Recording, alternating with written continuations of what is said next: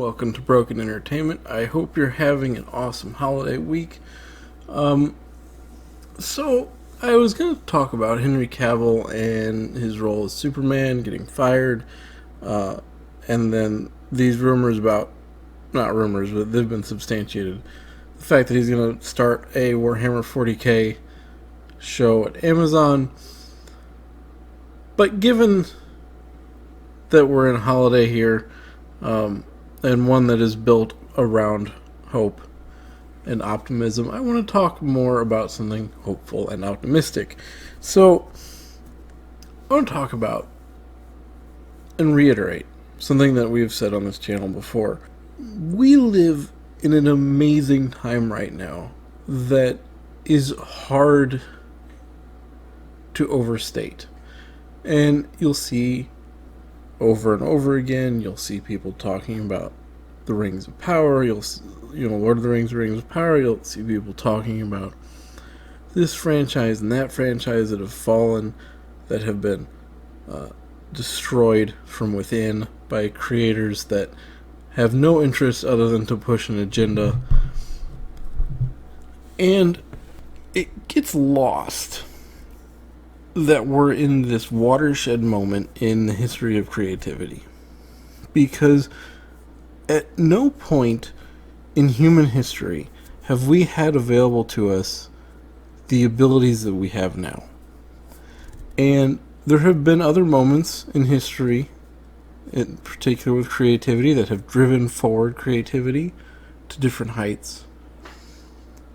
But there is more capability by more people than ever before, by a magnitude that's impossible to overstate, to create and put something out there. The gatekeepers only have a job, gatekeeping, because we give them the illusion that they do, because many of us have not come yet to grasp what is possible. But with the ability to self-publish on levels unheard of before, the ability to put out video content on levels unheard of before, the ability to make a website and reach people unheard of before, you don't need the major companies to publish a comic. You don't need the major companies to publish a book. You don't need the major companies to do an audiobook. You don't need the major companies to do a website. And you don't need the major companies to do a film. You don't have to go through Hollywood. You don't have to go through DC or Marvel. You don't have to go through Penguin Random House. And there's more coming. And I can't be specific about it, because we're just seeing the storm clouds now. But we're going to talk about that a little bit as well. You don't have to be upset. You don't have to be angry. You don't have to be sad if you have seen a beloved franchise, be it Star Trek, be it Star Wars, be it Lord of the Rings, be it Dungeons and Dragons. If you've seen these things unmade, don't dwell on them. Enjoy the times that you had. Go back and revisit those times when and as you can. But don't dwell on the fact that it's gone. Because at the end of the day, we can do better. We can do more. Because now, you don't have to have the connections of a J.R.R. Tolkien. You don't have to have connections in Hollywood. You don't have to have... Games Workshop went out and shut down and hired all of the people who were making fan-made films, because they were making films Games Workshop was not putting out. These were fans doing it for free most of the time. And even in the realm of models, there are people who have the capability to design a model and put it online as a printable file and charge a couple of dollars for it. Huge amounts of people, random people. So these companies and these gatekeepers don't have this power. You give them the power by surrendering to grief or anger, by focusing on what has been lost rather than what can be gained, because we can go out and make new at levels never before seen in the human race. And we can do this, and we can keep doing it. And I've gone over the numbers before, and I'm not going to rehash them here, but there are big players on our side. And you might think Henry Cavill immediately, but he's inside of that power structure. But in the realm of books, there's Brandon Sanderson. And he's doing some things that nobody's really taken too much notice of. Because Brandon Sanderson doesn't go out and make 100 videos about it. He doesn't go out and say over and over again, The Lord of the Rings is dead, this and this is dead. He just goes out and he does something, and then he makes a little comment, and a lot of people miss it. Brandon Sanderson is a huge presence in the realm of fiction, particularly in the realm of fantasy. And I'm going to back you up several years ago.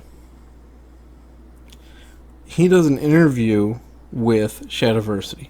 And you can look this up. I don't have the link offhand, but you can look this up. He does an interview with Shadiversity, and Shad says, if you were going to start your career out now, would you do traditional or self-publishing? Because Shad was going to self-publish a novel himself. And he said, and I'm paraphrasing a little bit, but he said that he would start out his career, if you were starting from scratch right now, self-publishing. Then he laid out how he would do it. And he said that the reason that he would self-publish is because you have much more control. But more importantly, he said, and we don't know how long traditional publishing is going to be around. So now in more recent time, publishers are struggling. And they were struggling then too. And Penguin Random House and Simon & Schuster were trying to merge. Those two publishing companies would have controlled 70% of the market as one entity. The government shut it down. Now, if the market were healthy, they wouldn't be doing this. And think about it again. Two companies, 70%. And what is Penguin Random House itself but two merged companies? So then, we also must count that Brandon Sanderson has his own publishing company. Many people, I don't think about this. Dragonsteel Books.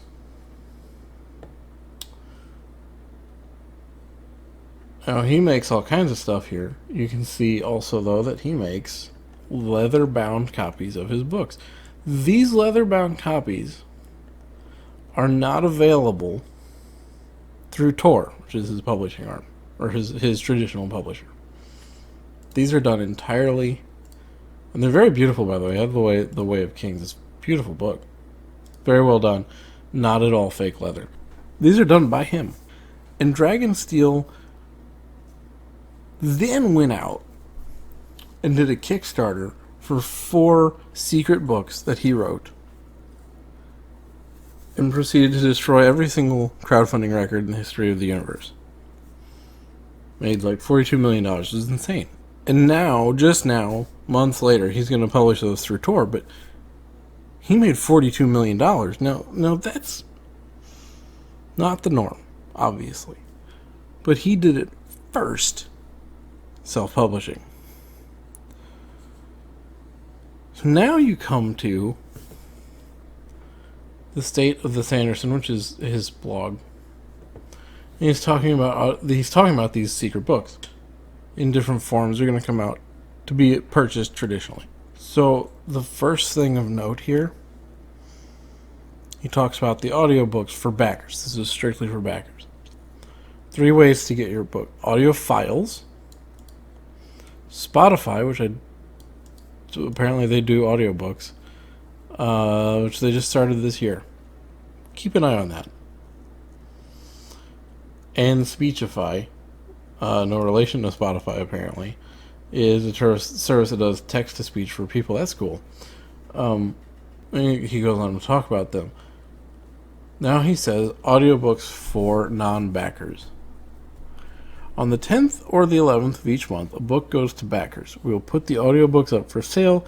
They'll be on several services, but I recommend the two mentioned above, Spotify and Speechify. The books will not be on Audible for the foreseeable future. To process that, Audible is by far and away the largest audiobook company in the world. They're huge. And one of the easiest ways for indie authors to get an audiobook done. Let's read on. This is a dangerous move on my part. I don't want to make an enemy of Amazon, who owns Audible. I like the people at Audible and had several meetings with them this year, but Audible has grown to a place where it's very bad for authors. It's a good company doing bad things. This is dangerous to say. I don't want to make anyone feel guilty. I have an Audible account and a subscription. It's how my dyslexic son reads the books that he reads. Audible did some great things for books, notably spearheading the audio revolution, which brought audiobooks down to a reasonable price. However, they treat authors very poorly, particularly indie authors. The deal Audible demands of them is unconscionable, and I'm hoping that providing market forces and talking about the issue of the megaphone will encourage change in a positive direction. Pause. Some very specific wording here. I'm hoping that providing market forces, not prevailing, providing market forces. And you see again up here, what does he talk about? Media files, he did it himself. Spotify, which is a new service, and he specifically says under Spotify, I'll explain more below, but I'm hoping that bolstering real competition to Audible will help all authors going forward. Brandon Sanderson, the biggest name, arguably the biggest name in fantasy, has actively decided to support a new competitor of Audible. That's huge. That's wonderful news if you, like me, are somebody seeking publication. So I want to get into why Audible is such a problem, because he lays it out. The deal Audible demands of them is unconscionable. I'm hoping they provide. Okay. If you want details, the current industry standard for a digital product is to pay the creator 70% on a sale. That's good. It's what Steam pays your average creator for a game. It's what Amazon pays on ebooks. It's what Apple pays for Apple downloads. Audible pays 40%, almost half. For frame of reference, most brick-and-mortar stores take around 50% on a retail product. Audible pays indie authors less than a bookstore, when a bookstore has storefronts, sales staff, and warehousing to deal with. I knew things were bad, which is why I wanted to explore other options with Kickstarter. But I do have to call them out. This is shameful behavior. I'll bet you every person there will say they're a book lover, and yet they're squeezing indie authors to death. I had several meetings with them and felt like I could see their embarrassment in their responses and actions. Here's the problem. There are no true competitors to Audible. Sure, there are other companies you can buy your book, but they all just list on Audible and then take a percentage on top of what Audible is taking. Apple, their books come in large part from Audible. Recorded Books, awesome company whom I love, their biggest market is Audible. Macmillan, my publisher, they just turn around and put the books on Audible. I had a huge problem finding anyone who, if I sold the secret projects to them, wouldn't just put them on Audible. Well, I can't tell you all the details. All their deals are on the same low rates Audible is paying indie authors. Audible runs the town and sets the rates for everyone everywhere. I had one seller who really wanted to work with me, who will remain unnamed, who is consistently only able to pay authors 10% for a digital product. Found 2 companies only in all the deals I investigated who are willing to take on Audible, Spotify and Speechify. My Spotify deal is unfortunately locked behind an NDA. All I can say is they treated me well and I'm happy. Here's where the gold star goes to Speechify. Let me tell you, they came to me and said, full of enthusiasm for the project, they'd give me 100%. I almost took it, but then I asked the owner, who was a great guy, if this was a deal he could give to other authors, or if it was a deal only Brandon Sanderson could get. He considered that, said he'd be willing to do industry standard 70% for any author who lists their books directly on Speechify a la carte. So I told him I wanted that deal if he agreed to let me take the terms of our deal public. I've made enough on this Kickstarter. I don't need to squeeze people for every penny, but what I do want is find a way to provide options for authors. I think that by agreeing to these two deals, I'm doing that. We have the open offer from Speechify, and we have Spotify trying very hard to break Audible's near monopoly. I hope this will rejuvenate the industry because I do like Audible. I worry that they'll stagnate, strangle their creators, and end up burning away because of it. Real competition is good for everyone, including the companies themselves. Lack of it leads to a slow corporate death. So I am not putting these books on Audible. Not for a year at least, maybe longer. I need to be able to make a statement, and I realize this makes it inconvenient for many of you.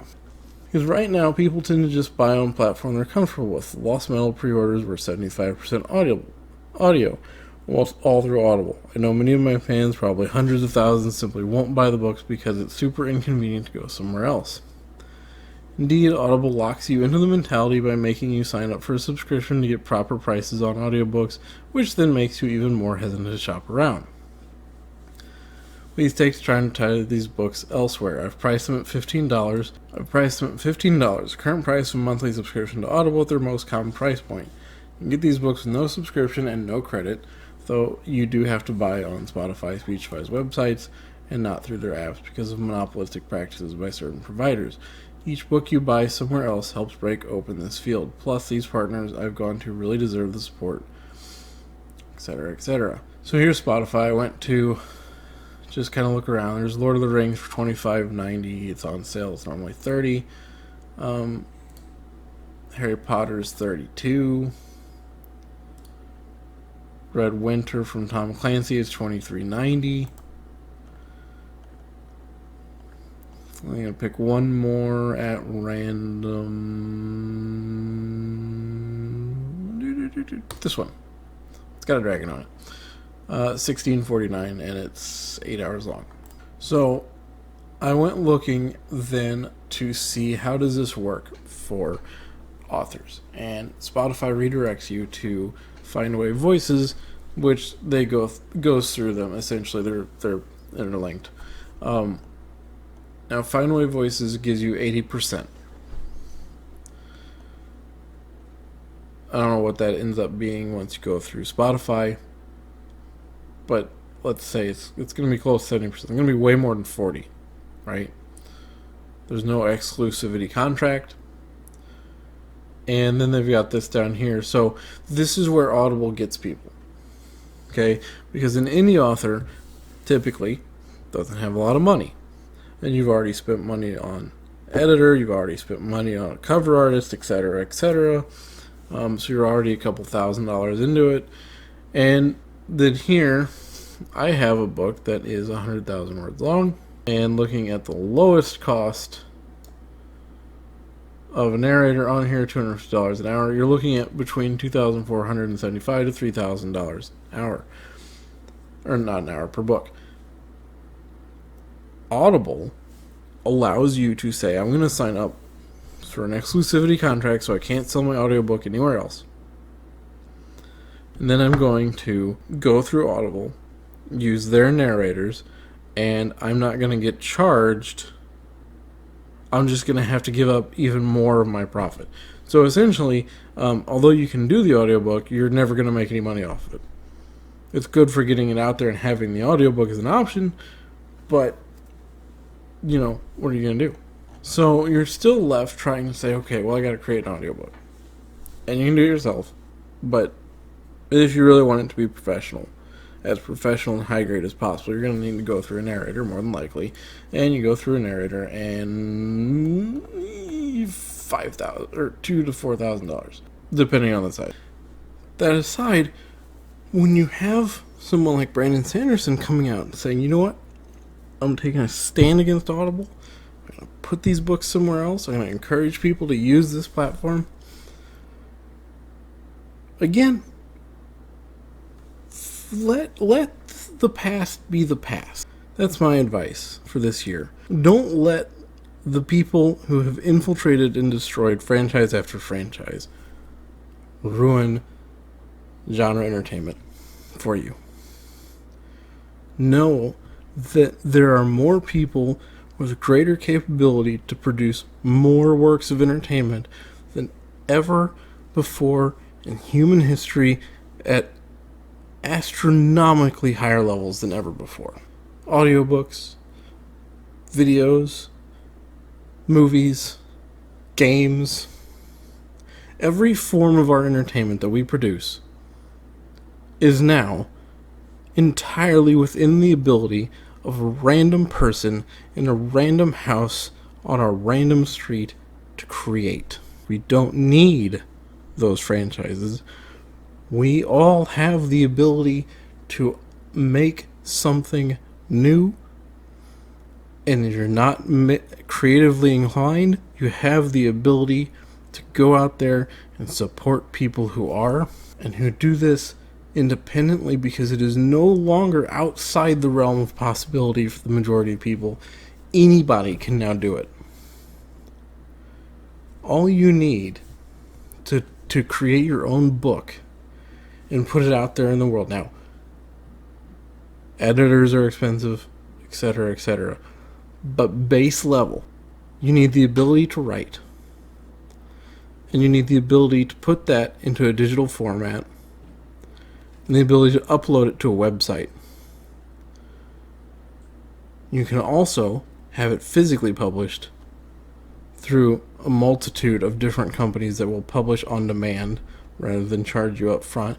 Or you can have it, if you want to spend the money, you can have it printed out. You can send it yourself. Indie books are in libraries. Indie books are on websites. Indie books are in audio file format now. You can run crowdfunding. You can get support from people all over the world. You don't need these people anymore. You don't need Hollywood. You don't need EA. You don't need Bethesda. You don't need Microsoft. You don't need anyone.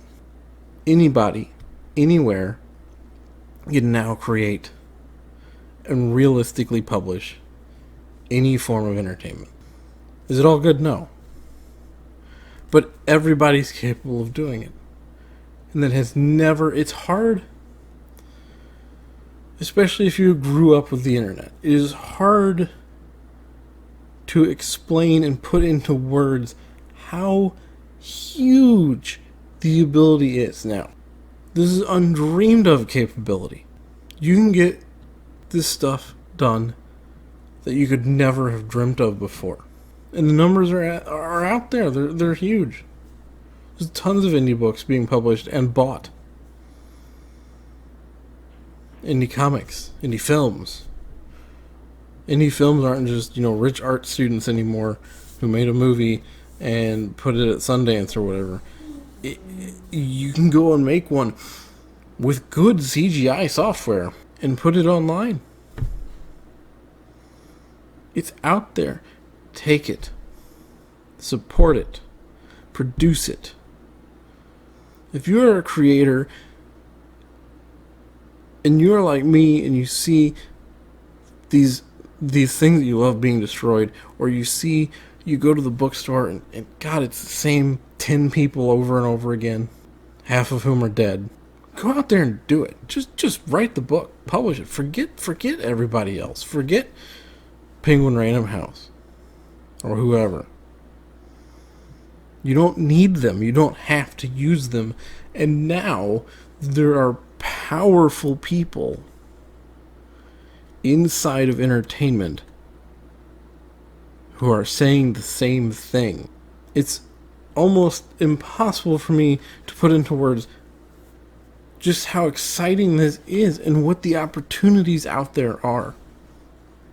When I started this channel, I was like a lot of Fandom Menace channels and Comicsgate channels are saying, this is, look at these people who are destroying this, look at these people who are destroying that. But as we've gone on, I'm like, I don't really care anymore. Yeah, the agenda people are going to do what agenda people do. But, oh well. So they destroyed... So they made Rings of Power and it was terrible. That doesn't destroy Tolkien. Yeah, they do terrible stuff, and they divide society, but you are not powerless.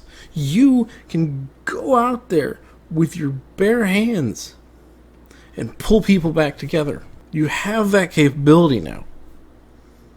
Everyone does. Everybody. You can either sit there and complain, and it's not to say that it shouldn't be pointed out when it happens from time to time. It's not to say that you shouldn't roll your eyes, but your choice, it comes down to what I used to tell students when I taught, and what I learned getting my master's degree in history. One thing to point out the problem, but the next step is to solve it. We've pointed out the problem, and you can continue to point out the problem, but if you wallow in misery and despair and anger, you will never solve it. But you can solve it. All of us can solve it. We can't fire the people in Hollywood, but we don't have to. Eventually, they'll lose the normies. Eventually, their stuff starts to fail. You're seeing it already. The decreasing numbers for Marvel, the decreasing numbers for Avatar 2, decreasing numbers almost across the board for Hollywood. And don't pretend that Avatar 2 is making anywhere near the money that Avatar 1 made. Because inflation's a thing. The numbers of butts in seats don't compare. You can fix it, or you can wallow. But understand that fixing it isn't high in the sky. Fixing it is literally just going out there and either supporting a creator or creating something yourself. Maybe your thing won't take off and make $50 bazillion, but it's out there. And one day, somebody somewhere will pick it up. And they'll read it, or they'll watch it, or they'll play it. And that will influence them in a positive way. It will be their Star Wars, their Star Trek, their Lord of the Rings. And you don't have to sell 100 million copies to do that. You just have to get out there and you have to make it. Don't be afraid. Don't say, oh, I've got to go through this long process. I gotta go to agents. I gotta, do all this, and if the traditional publishing companies don't like it, I guess I'm just not cut out for it. No, go out there and make it. Traditional publishing companies are gatekeeping, and not just about quality. They're looking for things. They're looking for stuff that sells by default. They're looking for average, and they're looking to mark off specific check marks on an agenda. You don't have to go through them if you don't want to. If you want to, great, go ahead. But you don't have to. You don't have to be rich. You don't have to be powerful. We're all capable of making something now. Never in the history of humanity has that been true. And more people are waking up to this fact. Powerful individuals like Brandon Sanderson. But also everyday people are waking up and saying, you know what? Screw it. I can go make it. Go do it. Go support somebody. Go put something out there. Because the next step is the most important one. Okay, they broke stuff. Do you want to stay there forever? Or do you want to go find the solution?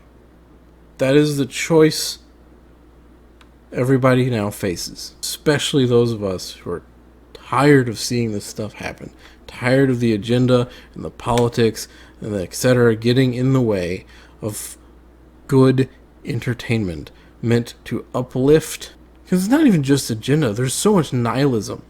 Everything's dark. Everything's, the real enemy was the humanity we had brought along the way. Everything is not broken. The entertainment renaissance, as I call it, is here. Everybody with a computer or even access to one can, across the board, create and publish new entertainment. It's incredible. It's amazing. It's wonderful. But you gotta go do it. And you gotta support the people that do. Don't shake your head. Don't say, oh, well, they're indie. They don't have the capability to be traditional. No. Where has traditional gotten us at this point? Where is traditional taking us now? Let me know what you think in the comments down below. Hopefully everybody's having a good time. If you liked the video, please hit the like button. If you're not subscribed, please consider subscribing. Ring the bell for notifications, and I will see you next time.